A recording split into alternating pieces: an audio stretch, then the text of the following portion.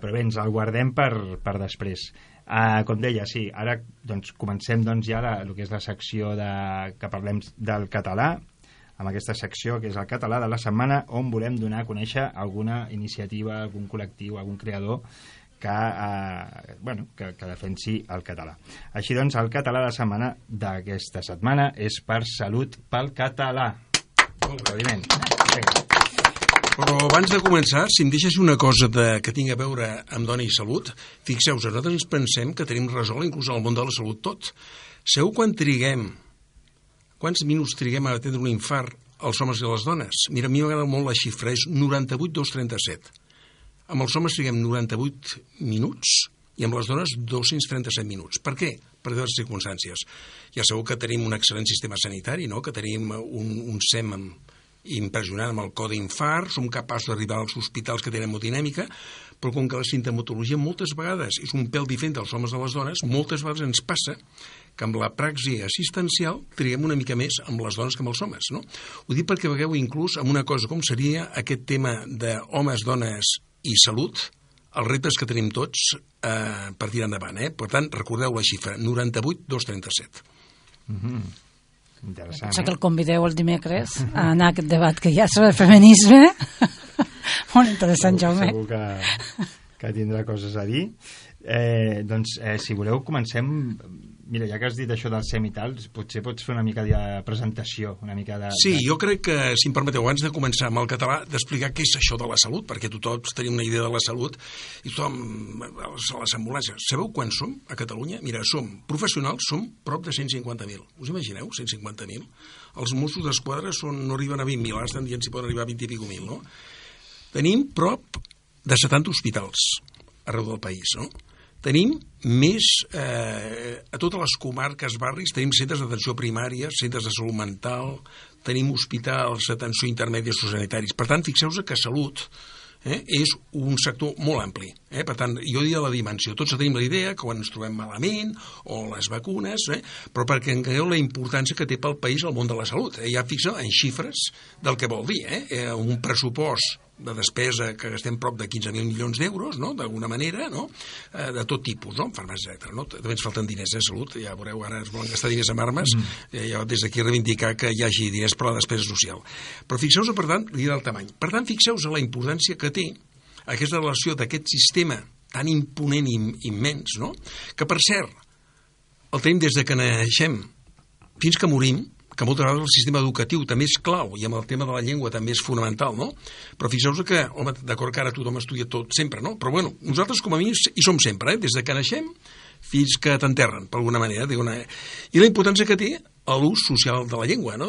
Del català, no? I en aquest sentit, nosaltres la primera idea que podíem llançar, ho dic perquè l'Anna també m'acompanya, ho dic per no fer aquest nivell, per tant, dimensió de què parlem, fixeu-vos la importància que té, que arrastra tota la nostra vida, pràcticament a aquest nivell, i després anem a veure un tema que hi ha una evidència, que és la relació que hi ha entre la clínica, igual que hem parlat abans dels minuts que triguem, de que d'alguna manera els professionals de la salut siguin capaços de poder atendre en català, d'alguna manera, als seus pacients, no? Lògicament, i la importància que té. I realment, per evitar errors clínics, per molt tipus. Per tant, el garantir, la primera idea que volem llançar, garantir l'atenció en català del sistema sanitari és un repte, ja no tan sols un tema ideològic, és un tema de praxi assistencial, de tal manera que aquell ciutadà o ciutadana que no es troba bé, que té una situació de vulnerabilitat, no? Pugui expressar i l'entenguin amb la llengua que parlin, no? Per tant, en aquest sentit estem parlant encara d'un tema de drets fonamentals, a aquest nivell. Per tant, quan parlem de drets fonamentals, és un tema i que també té implicacions amb el que és l'abast del que és la bona praxi. Per tant, és un tema d'ètica, és un tema també de bones pràctiques assistencials. Per tant, nosaltres vinculem molt la capacitat que té el sistema sanitari d'atendre en català a la gent, que ho necessiti i vulgui expressar en aquest sentit, i no li diguin que d'alguna manera no és possible atendre'l a aquest nivell. Per tant, aquesta idea de vincular aquestes dues primeres idees que volíem llançar. Hi ha molts temes, que dir. No sé si l'Anna vol agafar aquest sentit, però jo volia llançar aquestes primeres idees que hi haurien, d'idees força. Totalment. Bé, jo de fet ja havia estat aquí en el programa com a portaveu que soc de Mantenir el Català i per tant primer el que volia comentar és que estem d'enhorabona.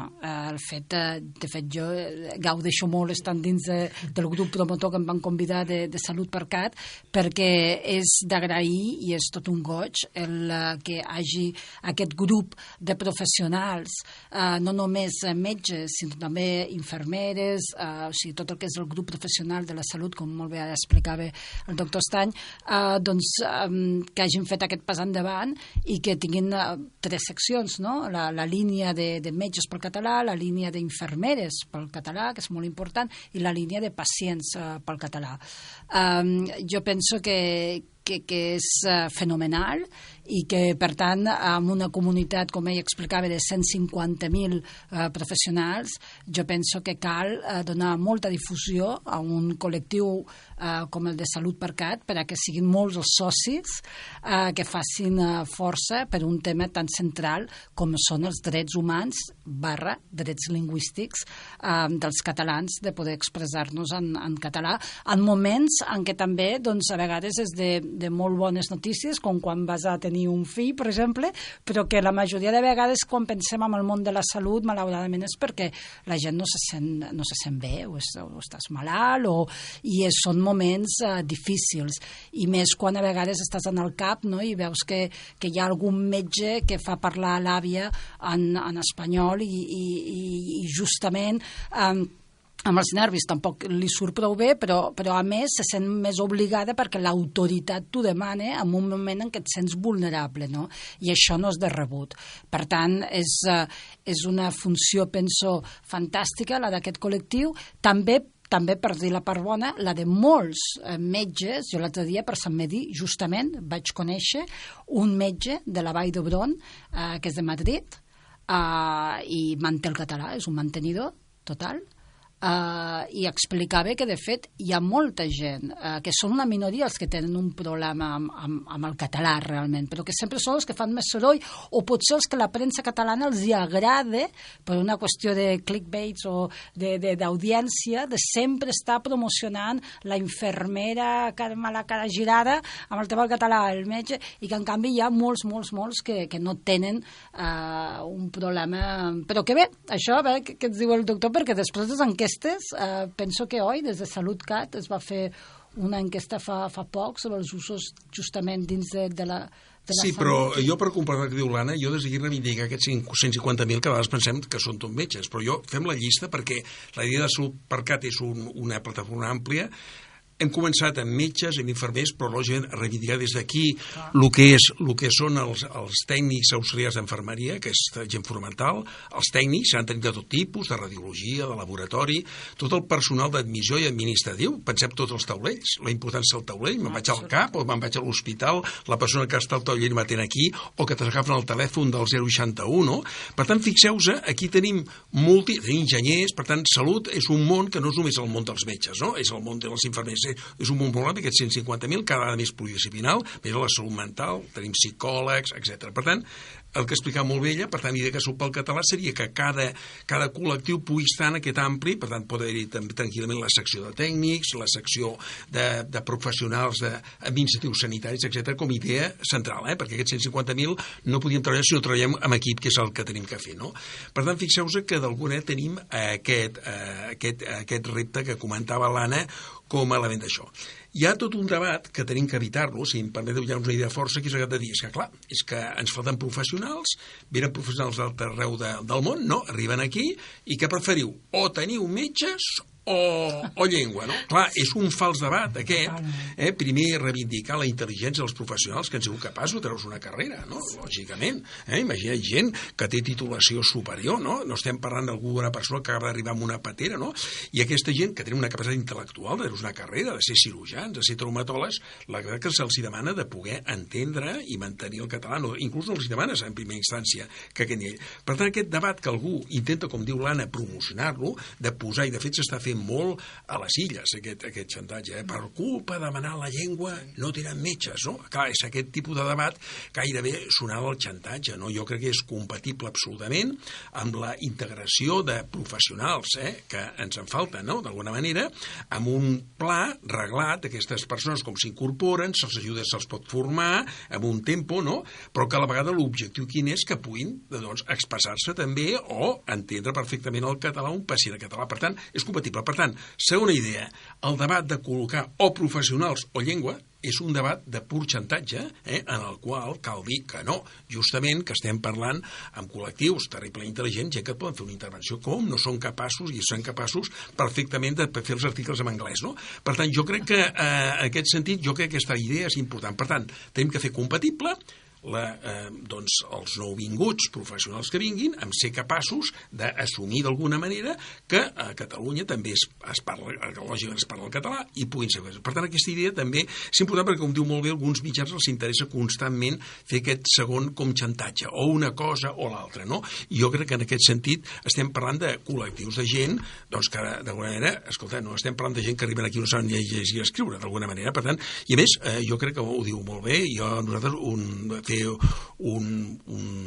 un homenatge a la quantitat de professionals que justament de seguida s'hi posen i jo crec que això és el gruix de la gent, aquest nivell, i no és els casos concrets que poden haver-hi o les anècdotes aquests. Per tant, donar-los les gràcies a aquests professionals de com s'ha el país i demostrar-ho també la capacitat d'empatia cap als pacients que poden tenir. Aquesta és l'altra idea que també voldríem llançar avui com idea força.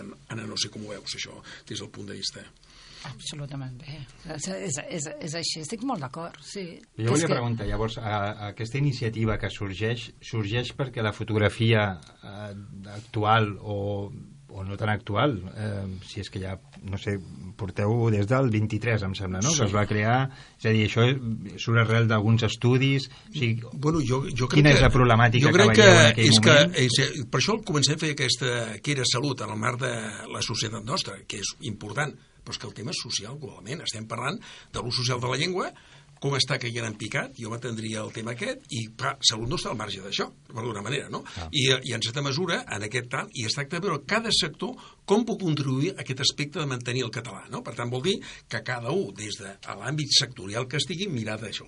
Per tant, no és un tema que a salut hi ha un problema especial o pitjor o millor. Exacte. Està passant, igual que pot passar, jo què sé, te'n vas a justícia, o te'n vas tranquil·lament, o què passa pel carrer, o aquesta idea clarament, d'alguna manera, com aquesta idea de no tractar doncs especialment la gent que doncs, inclús és catalanoparlant en primera llengua, com de seguida canvia de llengua i el manté d'alguna manera. Per tant, aquesta idea que hi hauria, i per tant, salut del català s'afegeix aquesta idea social de fer-ho, però amb aquestes especificitats, d'alguna manera de dir compte amb la posició vulnerable, compte amb tema i la relació que fem nosaltres entre clínica i llengua, que és millor i pensem que és bo pels pacients, i això és un tema que no és un tema només ideològic, repeteixo, un tema d'ideologia o política, estem parlant purament, que és també, no purament, un tema molt important del que significa la millor praxi de caràcter assistencial que tenim que fer. Per tant, ho defensem com bona pràctica assistencial.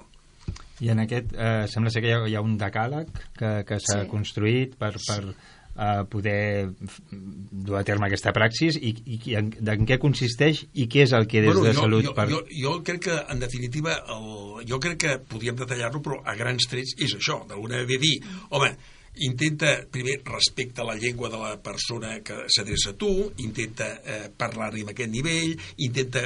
És a dir, jo crec que resumeix una mica el que estem dient avui com idea, la praxi assistencial, jo crec que resumeix una mica més que llegir el detall és el carona. Jo crec que això ho pot entendre quasi tothom, entens? I no és un tema tothom de bona fe, per dir-ho d'una manera, com no hi hagi aquí una malícia d'intentar... No dic que no sigui discutible, tot és discutible, la vida faltaria que algú que pensi tota la raó, però a mi em sembla que tracta una cosa de raonabilitat i d'una certa transversalitat des del punt de vista d'això.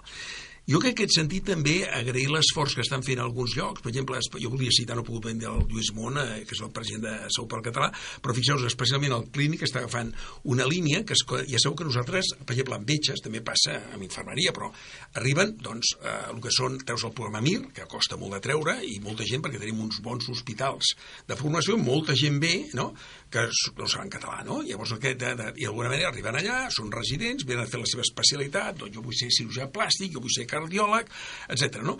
I en aquest sentit ha comentat una experiència del que seria plans d'acollida. I aquest pla d'acollida, que en aquest sentit jo dic la importància que té aquests plans d'acollida, explica que no és un tema de llengua. A quina estat van, i en aquest sentit ara es fa una prova pilot, que comença al clínic, a aquest nivell, d'agafar aquests residents, aquests metges de primer any de residència, que es fan és una acollida, i em sembla que ara fan una anada que van a Santes Creus, etc. Fan una sèrie de qüestions que tenen la seva importància. I també el segon punt que jo volia destacar, que és el tema de la formació. Clar, fixeu-vos que jo que ho hem vist amb alguns temes. Resulta que ningú té interès, però resulta que hem vist que hi ha llista d'espera per fer cursos, no? Ho hem vist aquests dies que sortia, no? I dius, no, és que no li interessa a ningú. Hòstia, hi ha una llista d'espera més enllà de que et demanin això o l'altre. Ho dic perquè és molt important l'oferta formativa. L'oferta formativa no és només fer cursos estàndards que fa el curs de lingüística, és també adaptar-se clarament al sector. En aquest sentit, vol dir que moltes vegades no cal fer un curs reglat partint del català no sé què, sinó modular l'oferta en funció de les necessitats que té cada sector, l'ensenyament, la sanitat, o que poden ser la policia, no? Per tant, jo crec que és molt important l'esforç, jo crec que seria bo algun dia, si podeu entrevistar algú, a veure quina és l'oferta formativa en clau de país que es fa, i no una oferta que fas uns quants cursets, uns cursos, sinó d'alguna manera com són capaços de fer nuclear. Hi ha una cosa que és molt important, que es pot aplicar a tots els sectors, que es diu formació en servei. Què és la formació en servei? La formació pensada, això val per tot, en el lloc de treball. És a dir, tu vas a fer allò i, més que donar-me un xip estàndard, i mira, tu et prens aquesta barra de pa així, no, jo penso en què necessites i adapto una mica l'oferta formativa amb hores, amb continguts, telemàtica o no telemàtica en funció de coses. Per tant, jo dos idees que destacaria és els plans d'acollida que tenen de millorar especialment els professors nouvinguts, a aquest nivell, no?, de com tenen que ha començat, i la necessitat d'una oferta formativa i específica adequada en funció dels diversos col·lectius i professionals. Però dius, si tens de fer una cosa 300 hores, li costarà molt, però si tu li adaptes una oferta determinada, no? I l'altre tema són els terminis, que jo penso que amb tot el tema que pot implicar, escolta, no passa res per parlar de terminis en què la gent va entenent la llengua, i de fet ens consta que moltes vegades amb l'adjudicació de places que es fa d'aquestes coses, senzillament les persones tenen un període de temps llarg en poder demostrar el tema de la llengua. Per tant, un altre mite que tenim que treure una mica aquest any. Per tant, reivindicar d'alguna d'aquestes eines que tenim que tenir per tirar endavant el que seria millorar l'ús social de la llengua, no? Bueno, com podeu comprovar, ens passaríem hores escoltant en Jaume i us puc ben assegurar que és un bon exemple de la quantitat de professionals, de la qualitat de discurs i d'argumentari que es fa des de Salut per Cat. Jo penso que també hi ha una idea molt fonamental, que és és una mica aquest organigrama o veure una mica el mapa, no?, estructural pel tema del català, i penso que des de Salut per Cat es fa una funció social fantàstica, perquè bàsicament el que fan amb aquests decàlegs, amb aquestes iniciatives que ara va provar pilot al clínic, etc., que esperem que es pugui fer en els 70 hospitals i allà on calgui, perquè està molt ben pensat, molt ben consensuat, però la qüestió és que el que aconsegueixen és normalitzar un posicionament en respecte a aquells que seran els professionals de la salut, però alhora, des del punt de vista del ciutadà, que quan escolte que els metges i aquests professionals parlen amb aquesta naturalitat i aquesta normalitat, també ajuden a fer entendre que allò del que estem parlant, que sembla mentira, és bàsicament de naturalitzar el dret del català i, com bé explicava, per osmosi, o sigui, clar, això passa a salut, com passa en justícia, com passa en l'esport, que passa amb el jovent i l'esport, els que fan l'extraescolar de futbol, o que fan això que diem del català més tècnic, no?, que a cada esfera també el poder incidir en aquest català que necessites per a desenvolupar la teva professió, però també el que fa és que els ciutadans se sentin com més protegits, perquè a vegades esperem de la gent unes responsabilitats i que assumeixin unes responsabilitats que potser a molts de nosaltres ja ens ve de mena i ja mantenim el català i ja tenim aquesta lluita constant, i que això també fa que no tinguem gaires conflictes perquè ho fem de manera molt natural, però també hem d'entendre que hi ha gent que potser els hi costa més, no?, adquirir aquest hàbit, i veure que hi hagi professionals que s'expliquen tan bé i que fan tanta bona feina i que haurien de sortir moltes més, no dic minuts, hores a les televisions públiques nacionals d'aquest país, perquè ajudaria a entendre que realment, doncs, si aquests senyors parlen així, no sé si per la ràdio podeu, però clar, això et fa coixir, fa que les mares, les àvies s'animin, no? Dic, amb aquest sector, com si fossin esportistes, que també poguessin parlar amb aquesta naturalitat. Per tant, amb això, jo penso que estan fent més enllà del que és el català dins l'hospital, és aquesta funció social de país. I és molt important. Jo, si em permets una altra idea, que jo, si em permeteu, més social, ja veureu, amb això és el següent. Bueno, a part d'hospitals, però recordar el paper de la primària. Penseu que som capilars, penseu que arribem a tot arreu del país, hi ha consultoris locals, cada barri, és molt important, som molt més capilar. Però una altra cosa us volíem dir, mira, de vegades, ara poso el lloc dels ciutadans i les ciutadanes, no? Que de vegades tens por d'abans del que és l'administració dels serveis públics, no? Deixa'm posar un exemple, sense ànim... Jo soc molt de salut, us dic, jo estimo salut, perquè és la nostra vida, és... Bueno, què vols que us digui, no? Però deixa'm dir d'un sector, que és el sector de la justícia, no? Quanta gent coneixem que tenen un judicial que diu, escolta, compta amb anar en català perquè igual el judici no va bé, i així veiem l'ús, que va més enllà purament de fer cursets o tot. Hi ha com una por de dir, com que molt sector dels jutges, i és així la justícia, i inclús han perdut, jo crec que quan a salut es parlava de fa, no sé, molts anys, que comptes si fas una reclamació en un hospital, imagina't, en un hospital que després s'hi t'operaran malament. Això és antiquat. Avui per avui, la gent pot fer una reclamació en un hospital i ningú pensarà que per fer una reclamació en un hospital després t'operaran malament. Jo no dic que passés això, perdoneu, estem a la Catalunya del 2025 i avui no dic que hi hagi incidents, no dic que no hi hagi incidents, Sempre podem trobar l'anècdota. Estem parlant que Salut fa milers d'actes assistencials. Jo dubto que algun ciutadà pensi perquè una reclamació després l'entendran pitjor, i forma part del seu dret. Ho dic perquè fixeu-vos que Salut ha passat un procés de maduració, que avui per avui ningú s'escandalitza. A cada lloc hi ha reclamacions i suggeriments als hospitals, a la primària, amb normalitat, i ningú diu allò que fer allò et competrà que et condemnin al sistema sanitari que tu vas fer allò, cosa que passava als sectors, i en aquest sentit dic, em sembla que amb justícia hi ha problemes des del punt de vista de què significa que jo fes una reclamació per la llista d'espera del meu judici que triga 3 anys i en canvi jo puc fer una reclamació dient que estic pendent que m'operin. Per tant, jo defenso, que soc molt de salut, que Salut, malgrat els efectes, i hi ha una disculpes perquè moltes segur que no fem prou bé les coses i segur hi ha incidents, no?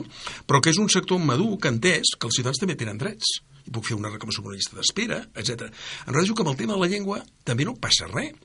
Des del no conflicte, amb el fet que tampoc no volem un conflicte obert d'aquell contra no sé qui, però poder dialogar dient què ha passat, que a mi no hi ha manera que aquest centre m'atenguin en català, jo he parlat del procés de diàleg madur dels ciutadans que tenim que tenir. Per tant, jo reivindico que Salut, malgrat les incidències, ara podria sortir algú aquí i dir no, però tal lloc, no ho nego.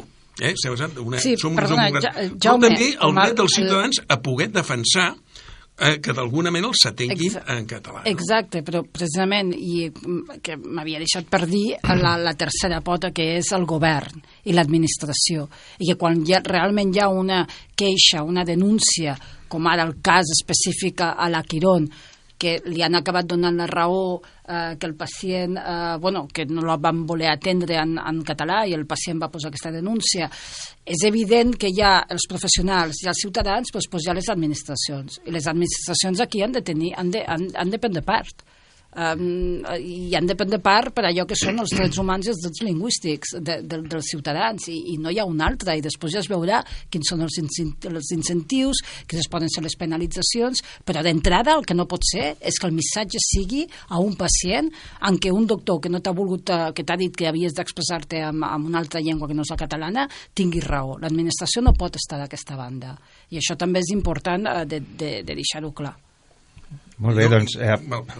Digues, és que ja ens estem anant molt del temps. Jo crec que té raó ella, però a la vegada també jo crec que al final no tot ho arreglarem amb sancions i serveis d'inspecció, que també, no dic que no tinguin el seu paper.